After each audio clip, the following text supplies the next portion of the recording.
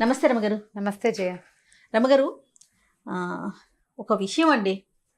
ఏంటంటే ఎప్పుడు మన ఇద్దరం మీరు స్టోరీస్ చెప్తూ ఉంటారు, రకరకాల విధానాలుగా మనం మాట్లాడుకుంటూ ఉంటాం కదా. ఒక మెయిల్ వచ్చిందండి నాకు. వాళ్ళు పాపం పేరు చెప్పడానికి ఇష్టపడట్లేదు, కానీ ఈ ప్రశ్న మీ ముందు పెట్టమన్నారు. దీనికి సమాధానం వాళ్ళు కోరుకుంటున్నారు మీ వైపు నుంచి. ఏంటంటే ఎక్కడి నుంచి రాశారో కూడా నేను చెప్పను, వాళ్ళ మ్యాటర్ మాత్రం చెప్తాను. వాళ్ళ అత్తగారు విపరీతంగా వేధిస్తున్నారట. నాకేం చేయాలో తెలియట్లేదు, బయటికి వెళ్ళలేకపోతున్నాను, ఎవరికి చెప్పుకోలేకపోతున్నాను.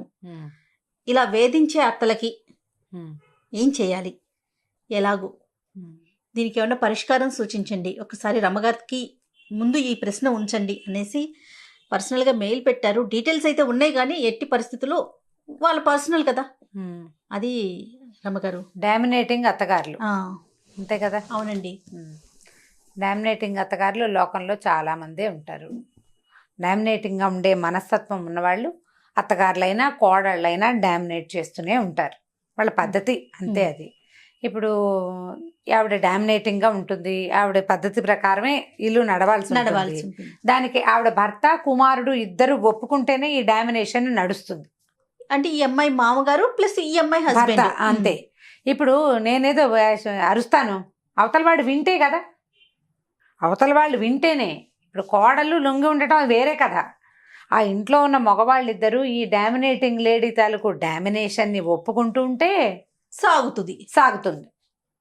కోడల్ని అదుపులో పెట్టాలని భావించే అత్తగారులు కోకొల్లలు. అలాగే అత్తగారులని అసలు ముందు నుంచే వదిలించేసుకోవాలని, వాళ్ళ ఆస్తంతా గుంజుకుని వాళ్ళని బయటికి తోసేయాలనుకునే కోడళ్ళు కూడా కోకొల్లలుగానే ఉన్నారు, ఇద్దరు ఉన్నారు. ఇప్పుడు వీళ్ళ గురించి మాట్లాడంగానే మీరు ఇలా మాట్లాడితే మా కోడలు సరైనది కాదు, మీరు ఇలా మాట్లాడితే ఎలా అని ఫీల్ అయ్యే అత్తగారులు కూడా కనపడతారు. అందుకే నేను ఒక ప్రశ్ననే తీసుకొచ్చాను కదా మీ ముందు, ఆ విషయం మాట్లాడదాం. దానికి సంబంధించి ఎవరైనా మనకి ఇట్లా పర్సనల్గా మెయిల్ కానీ వాళ్ళ ప్రాబ్లమ్ని మనకు చెప్పుకుంటే మనం దాని గురించి కూడా డిస్కస్ చేద్దామండి. ప్రెజెంట్ అయితే అత్తగారి గురించి మాట్లాడుకుందాం. ఈ డామినేషన్కి ప్రధానమైన కారణం ఏంటంటే స్థాన బలిమి. ఆవిడ చేతిలో డబ్బు ఉండటము, లేకపోతే ఆస్తి ఉండటము, అది కాకపోతే ఈ భర్త కుమారుడు ఆవిడ చేతిలో ఉండటం, వాళ్ళు ఆవిడ మాట వినటం, దానివల్లే ఇలాంటి మనస్తత్వాలు డెవలప్ అవుతాయి. పైగా మనకి ఒక సిద్ధాంతంగా కొన్ని అలవాట్లుగా ఉంటాయి జయ. పెళ్ళవగానే ఆడపిల్లలు భర్త ఇంటికి రావాలి, అత్తవారితోటి ఉండాలి, అత్తవారి బాధ్యత అమ్మాయిదే. ఇది నిజం, ఇందులో అనుమానం ఏమీ లేదు. ఎందుకంటే ఇప్పుడు అత్తవారి తాలూకు ఆస్తిపాస్తులన్నీ భర్తతో పాటు ఈ అమ్మాయే అనుభవిస్తుంది కదా. అతని సంపాదన అంతా ఈ అమ్మాయి, ఆ అమ్మాయికి పుట్టబోయే పిల్లలదే. కాబట్టి బాధ్యత, హక్కు ఉన్నప్పుడు బాధ్యత తీసుకోవాలి న్యాచురల్లీ. ఇది మనకు అలవాటైపోయింది, మన పందా అదే, మనకి వివాహ వ్యవస్థ ఇలా ఉంది, మన పద్ధతి. అయితే ఇప్పుడు ఈ పద్ధతి ఇలా ఉన్నప్పుడు బయట నుంచి ఒక అమ్మాయిని తెచ్చినప్పుడు ఆ అమ్మాయిని పూర్తిగా మన కాలు కిందే పెట్టుకోవాలి, మన చేతి కిందే ఉండాలి, దాని పిలక మన చేతిలో ఉండాలి, ఇలాంటి భావాలు ఉండటం వల్ల అదేమంత మంచిది, తెలివైంది, సమర్థనీయమైన విషయం కాదు నిజానికి. దానివల్ల నీ కొడుక్కి సంతోషం ఉండదు. నువ్వు ఏం కావాలని కుమారుడికి వివాహం చేసేవో, భార్య కావాలి అతనికి, ఆ భార్య అతను బాగా ఉండాలి, వాళ్ళకి పిల్లలు పుట్టాలి, నీ వంశాభివృద్ధి జరగాలి, నీ కొడుక్కి ఒక తోడు ఉండాలి లైఫ్ లాంగ్ నువ్వు లేకపోయినా. అది కదా తల్లుల ఆలోచన. ఇప్పుడు ఈ వచ్చిన అమ్మాయిని దాన్ని విరిచి పొయ్యిలో పెడతాను, దాన్ని కాల్చుకు తింటాను అంటే అమ్మాయి ఎట్లా అతనికి ఇది చేస్తుంది? పైగా ఈ అమ్మాయి కాదు, ఇంకో అందగత్తెని తెస్తావు, అదైనా అంతేగా. ఎవరైనా కోడలే, ఎవరైనా తప్పదు, తమ మాట వినేలాగా చేసుకోవాలి. కూర్చోమంటే కూర్చోవాలి, నుంచోమంటే నుంచోవాలి. వాళ్ళు చెప్పిందే కరెక్ట్ అని అనాలి, కరెక్ట్ అనాలి, కరెక్ట్గానే బిహేవ్ చేయాలి. కొంతమంది కరెక్ట్గానే బిహేవ్ చేసినా కూడా కోడళ్ళని కాల్చుకు తినాలి అనేది ఒక మనస్తత్వం అట్లా లోపల ఉండిపోతుంది. కాదు రమ్మగారు, ఓన్లీ వంశం కోసమేనా మనం ఒక అమ్మాయిని మీ ఇంటికి తీసుకొచ్చుకునేది? మీ ఇంటికి వచ్చిన ఆడపిల్ల ఆనందంగా ఉండాలి, కానీ ఏడుస్తూ ఉంటుంది, ఏ శుభదాయకం? ఏమీ శుభదాయకం కాదు. నీకు మాత్రం ఏం సంతోషం?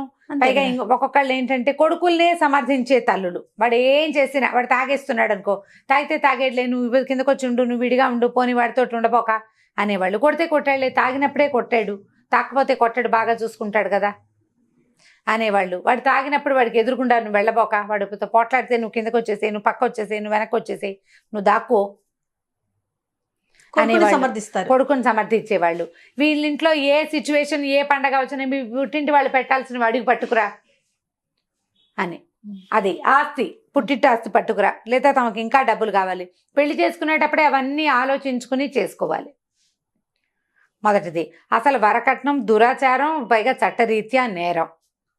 ఎన్ని వరకట్నపు చావులైనా, ఎన్ని అత్తగారుల హెరాస్మెంట్ వల్ల కోడళ్ళు చచ్చిపోయి అత్తలు జైళ్ల పాలవుతున్నా ఈ డామినేషన్ మనస్తత్వము, ఈ వేషాలు మానరు. భయం లేదు జయ. అసలు నేను అనుకుంటా చట్టం ఇంకా కొంచెం గట్టిగా అవ్వాలనుకుంటా. ఇప్పుడు ఎలా అయింది, ఈ హెరాస్మెంట్ కింద 498A అని ఒక యాక్ట్ ఒకటి ఉంది కదా ఇండియన్ ఐపీసీలో. అయితే ఈ యాక్ట్ ప్రకారం ఆడపిల్లలు గనక ఇది చేస్తే అత్తగారులని వాళ్ళు భర్తల్ని అరెస్ట్ చేసేస్తారు, గవర్నమెంట్ ఉద్యోగాలు ఉంటే పోతాయి. అవును. దాన్ని కొంతమంది దాన్ని మిస్యూజ్ చేస్తున్నారు కూడా ఇప్పుడు, కానీ యూజ్ చేయబడుతోంది తప్పకుండా. ఇది కొంత మటుకు ఆడపిల్లలకి హెల్ప్ఫుల్ గా ఉండే విషయమే. కొంతమంది ఏం చేస్తారంటే ఏ చిన్న తగాదాకైనా సరే అత్తగారుల మీద మా భర్తల మీదే కాకుండా ఏదో ఖండాంతరాల తర్వాత ఎక్కడో ఉన్నటువంటి ఆడపడుచుల మీద కూడా పెట్టి వాళ్ళు కూడా జైల్లో పడేలాగా, వాళ్ళ జీవితాలు కూడా నాశనం అయ్యేలాగా చేసేవాళ్ళు. ఎంత ఇబ్బంది ఉంటుంది రమ్మగారు అలా చేస్తే. చేస్తున్నారు, అది చేస్తారు. కాకపోతే ఏంటంటే ఇది ఒక మంచి విషయమే. ఇలాంటివి జరిగినా కూడా ఈ కాలంలో చాలా అత్తగారులకు ఇంకా బుద్ధి రావటం లేదు చాలా మందికి. ఇప్పుడు మనం ఒక పిల్లని తీసుకొచ్చాము, ఇప్పుడు కోర్టుల దాకా ఎందుకు వెళ్ళాలి జయ? పెళ్లి చేసుకునేటప్పుడు మనమేమి పోలీస్ స్టేషన్కి వెళ్ళి ఫలానా పిల్లని పెళ్లి చేసుకుంటాం అని చెప్తున్నామా?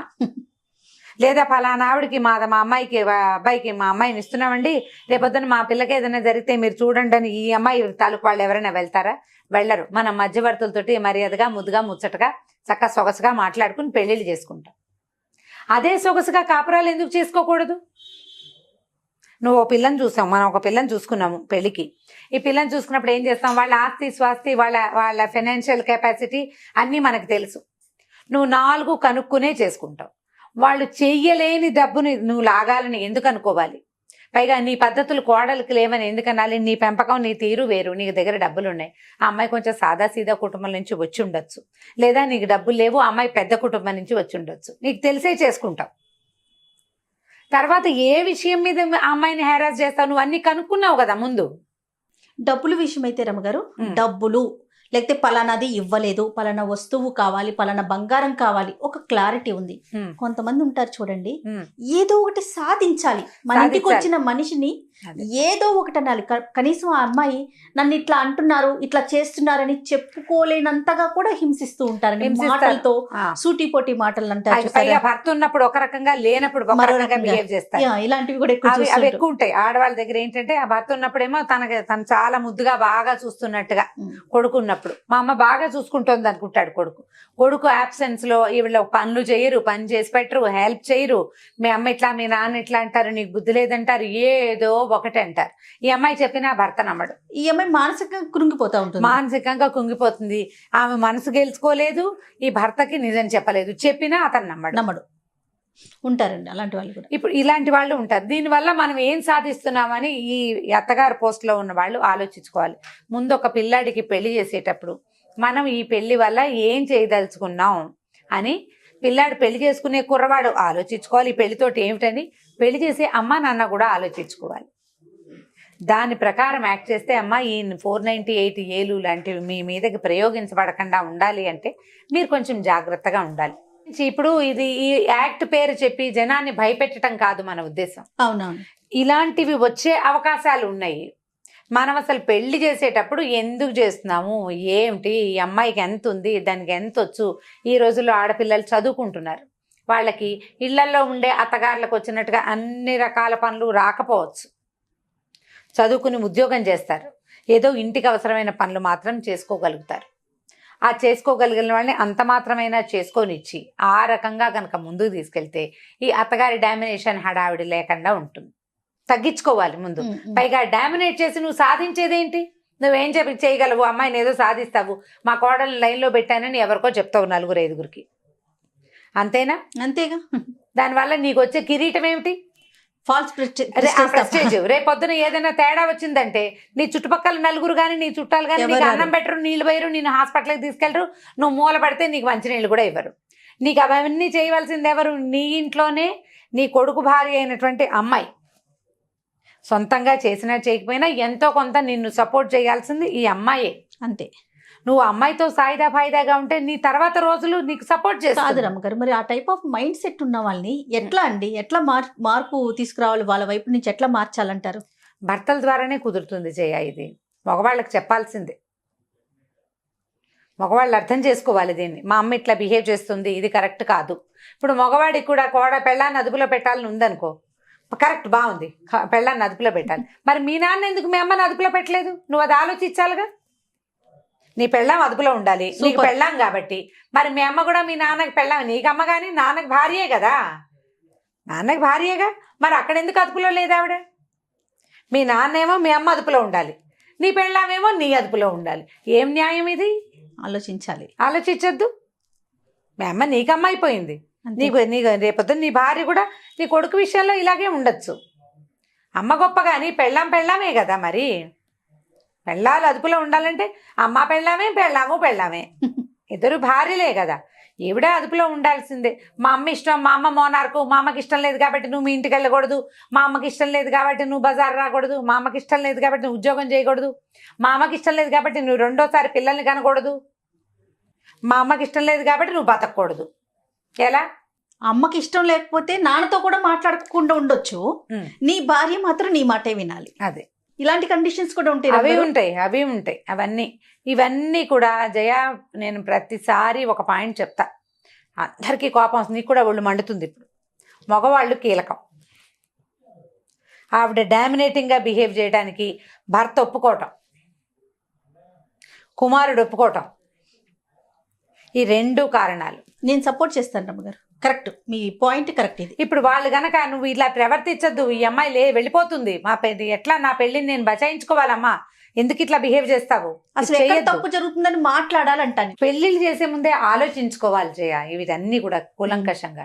తర్వాత గొడవలు వస్తున్నాయి అనుకో, ఆ అమ్మాయిని తల్లిని భర్తలు ఇద్దరు అంటే మామగారు భర్త కూర్చోబెట్టి మాట్లాడుకోవాలి. ఇప్పుడు ఈ తల్లుల డామినేట్ చేసే అత్తగారులకు తోడు కొద్దిగా ఆడపడుచులు తెలివితేటలు కూడా కొంత ఉన్నాయి అనుకో, ఇక అంతే సంగతి. ఇంకా ఎక్కువ కొంతమంది ఏం చేస్తారంటే, కూతురు ఉందనుకో, ఒక కొడుకు కూతురు ఉంటే అన్ని పూసకొచ్చినట్టు కూతురికి రోజు ఫోన్ చేసి చెప్తారు.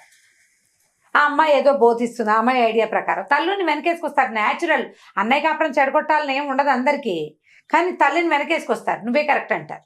తల్లి ఇంకా రెచ్చిపోతుంది. ఏది ఏమైనా నువ్వు కుమారుడితో ఉండాలి, మన తాలూకు పద్ధతి అదే. చచ్చిపోతే నెత్తి కొడుకే పెట్టాలి, ఏ తద్దినమో పెడితే వాడే పెట్టాలి, కూతురు పెట్టేది లేదు. ఎందుకంటే కూతురు చేతిలో ఏముండదు, కూతురు నీ గట్టిగా మాట్లాడుతుంది, కూతురు ఇంట్లో ఆధ్వర్యం అంతా కూతురు భర్తది ఉంటుంది జనరల్గా, అంతే కదా. ఇక్కడ నీ కొడుకున్నట్టే, ఇక్కడ మనం ఉన్నట్టే అక్కడ కూతురు అత్తగారు కూతురు భర్త వాళ్ళ హైరాన్ హెచ్చుగా ఉంటుంది. ఆ అమ్మాయి నీతో ఫోన్లో మాట్లాడుతుంది కానీ నిన్నేం ఉద్ధరించదు, అంతే కదా జరిగేది. ఇప్పుడు అమ్మాయి ఇప్పుడు మాట్లాడుకుని ఆ తెలివితేటలన్నీ మన నువ్వు కోడల మీద ప్రదర్శిస్తే ఎట్లాగా? ప్రతి అత్తగారు మొట్టమొదట తెలుసుకోవాల్సింది ఏంటంటే, నాకు 2 పిల్లలు ఉన్నారు, లేదా 2 కుమారులు, లేదా ఓ కుమారుడు ఓ కుమార్తె, 2 కుమార్తెలే ఉన్నారు అనుకుందాం. వీళ్ళతోటి మనం ఎట్లా చేయాలి అనేది ప్లాన్ చేసుకోవాలి మొదట. ఒక అమ్మాయి ఉంటే అబ్బాయి సంగతులన్నీ అమ్మాయికి చెప్పకూడదు. అబ్బాయి ఇంట్లో ఏం జరుగుతున్నా నువ్వు హ్యాండిల్ చేసుకోవాలి దాన్ని. కూతురుకి చెప్పి ఆమె సలహా తీసుకుందామని అనుకోవద్దు. ఆ అమ్మాయి ఇప్పుడు నీకు 50-60 ఏళ్ళు నీకుంటే కూతురికి 25-30 ఏళ్ళు ఉంటాయి. ఆ పిల్ల ఐడియాలు ఎలా వర్కౌట్ అవుతాయి? కావు. ఆమె తెలివితేటలు వేరేగా ఉంటాయి. ఒకవేళ 2 అబ్బాయిలే ఉంటే ఈ అబ్బాయి ఇంట్లో విషయం ఆ అబ్బాయి ఇంట్లో చెప్పద్దు, ఆ అబ్బాయి ఇంట్లో విషయం ఈ అబ్బాయి ఇంట్లో చెప్పద్దు. 2 అమ్మాయిలే ఉండి 2కి వివాహాలు అయిపోయి ఉంటే గనక ఈ అమ్మాయి గొప్పదని ఆ అమ్మాయికి చెప్పకూడదు, ఆ పిల్ల చాలా మంచిదని ఈ పిల్లకి చెప్పకూడదు.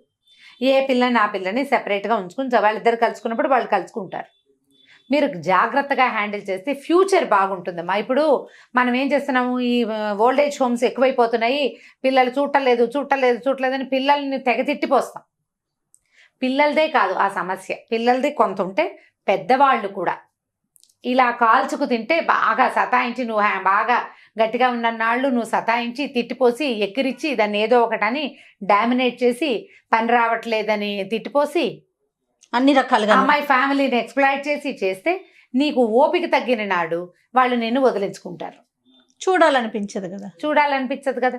బాగా చూసిన అత్తగారులన్నీ కూడా వదిలించుకునే రోజు ఇది. కాబట్టి ఈ డామినేటింగ్ వ్యవహారాన్ని కొంచెం తగ్గించుకుని అమికబుల్గా ఎవరి జీవితం వాళ్ళు జీవిస్తూ ఉంటే ఎవరి దారిని వాళ్ళం హాయిగా ముందుకెళ్ళిపోతాం. దీన్ని ఆలోచించాలి. ఇది రేపొద్దున నా ఫ్యూచర్లో ఎట్లా నా సంగతి, నేను ఎవరి మీద డిపెండ్ అయి ఉంటాను. ఎమోషనల్గా డిపెండెన్సీ కావాలి, ఫిజికల్గా డిపెండెన్సీ అవసరపడుతుంది, ఫైనాన్షియల్ డిపెండెన్సీ చెప్పనే అక్కర్లేదు. చాలా సంబంధ బాంధవ్యాలు నెరపకపోయినా కనీసం అమ్మాయిని చిన్నబుచ్చకుండా ఉంచితే.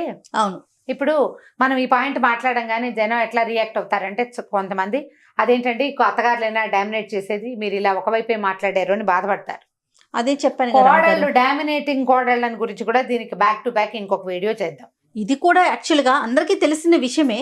ఒక ఆవిడ పర్సనల్గా మనకి ఇచ్చి దయచేసి మీరు మాట్లాడండి దీని గురించి చెప్పండి అని అడిగారు కాబట్టి ఆ సందర్భానుసారం మాట్లాడాము. మీరన్నట్లుగా కోడళ్ళకి సంబంధించి కూడా చేద్దాం. అందరి వైపు నుంచి మాట్లాడతాం కదా మనం. అవును, కాబట్టి ఇది నేర్చుకోవాలి. ఇది మనం అంతే. మొదట తెలుసుకోవాల్సింది ఏంటంటే మనం పెళ్ళి ఎందుకు చేస్తున్నాం అబ్బాయికి, ఆ వచ్చిన అమ్మాయిని మనం ఎందుకు అడ్జస్ట్ అవ్వలేము. దీని కాదు ఇంకో బంగారు కొండ తెచ్చినా అది పరా ఇంటి బిడ్డ. ఆ అమ్మాయి పద్ధతులు అమ్మాయికి ఉంటాయి, అంతే. అమ్మాయి అలవాట్లు కొన్ని ఉంటాయి, అవి ఇవి అడ్జస్ట్ అవ్వడానికి టైం పడుతుంది. మనం కూడా ఇదివరకు ఇలాగే కష్టపడ్డాం మొదట్లో, తర్వాత అడ్జస్ట్ అయ్యాం. ఈ అమ్మాయి కూడా అడ్జస్ట్ అయ్యేందుకు టైం ఇద్దామని కనుక మీరు కొంచెం పెద్ద మనసుతో ఆలోచిస్తే ఈ సమస్యలు రాకుండా ఉంటాయి. వచ్చే వీడియోలో డామినేటింగ్ కోడళ్ళ గురించి మాట్లాడదాం మనం. తప్పకుండా రమ్మగారు, దీనికి ప్రశ్న అక్కర్లా, మనమే చేసేద్దాం. తప్పకుండా. నేను అదే అందాం అనుకున్నాను. రైట్. నమస్తే రమ్మగారు. నమస్తే జయ. ఓకే అమ్మా.